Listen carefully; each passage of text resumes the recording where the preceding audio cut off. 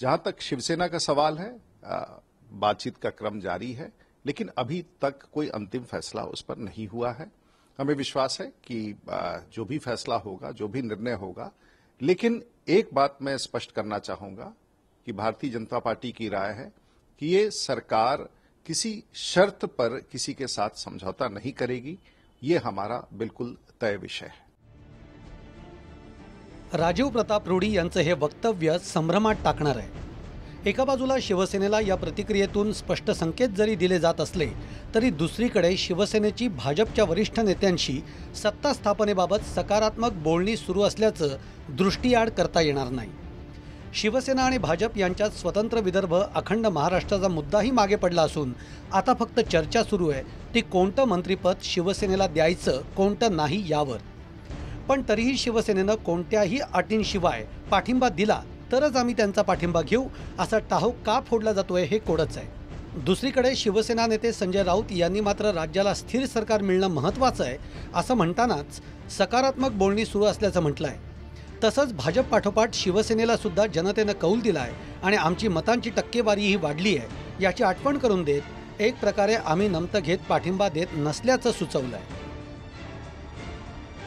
या महाराष्ट्रामध्ये एक स्थिर सरकार यावं, चांगलं सरकार यावं, मजबूत सरकार यावं, एक मजबूत नेतृत्व यावं, भारतीय जनता पक्षाला सर्वाधिक जागा राज्यात मिळाल्यात, सरकार स्थापनेचा दावा करण्याचा अधिकार त्यांनाच आहे। त्याच्यामुळे जो मुख्यमंत्री त्यांचा होईल त्यांनी हे अखंड महाराष्ट्र जो आमचा आहे तो अधिक मजबूत न्यावा आणि देशाच्या नकाशावर सर्वोच्च स्थान या महाराष्ट्राला प्राप्त करून द्यावं ही शिवसेनेची अपेक्षा आहे। सध्या या भूमिकेत आहे की ते नेतृत्व करतायत, पण शिवसेनासुद्धा महाराष्ट्राचं नेतृत्व गेल्या अनेक वर्षापासून करते। भारतीय जनता पक्षाच्या पाठोपाठ शिवसेनेला जागा मिळालेल्या आहेत, एकाकी लढून हे विसरता येणार नाही। आम्हाला मतांचा टक्कासुद्धा आमचा भरपूर वाढलेला आहे। त्याच्यामुळे राज्याच्या जनतेची भूमिका मांडणं हे आमचं कर्तव्य आहे। नाही, मला डेडलाईनविषयी काहीच माहीत नाही। शिवसेनेला कुठली डेडलाईन कोणी देऊ शकत नाही। राज्याचं राजकारण अशा सगळ्याच बातम्यांनी रंजक झालं आहे। भाजपला सत्ता स्थापन करताना शिवसेनेशिवाय पर्याय नाही, कारण राष्ट्रवादीचा बिनशर्त पाठिंबा महागात पडू शकतो, तर अपक्षांची मोड बांधण्यातही अडचणी येऊ शकतात। आता अपक्षांमध्येही गणपत गायकवाड आणि रवी राणा असे दोन गट पडलेत।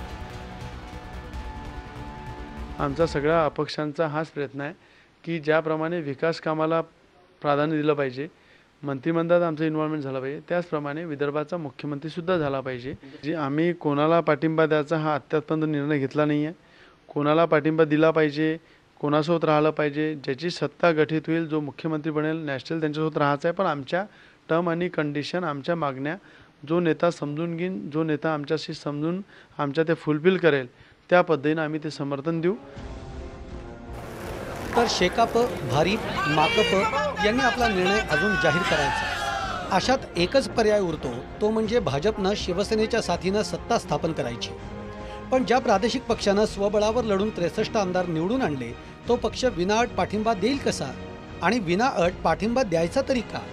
राजकारणामध्ये विनाअट असं काही असतं का असाही प्रश्न उरतोच। त्याचमुळे तुझं माझं जमेना आणि तुझ्यापासून कर्मेना अशी स्थिती आता शिवसेना भाजपची झाली आहे। ब्युरो रिपोर्ट, जय महाराष्ट्र।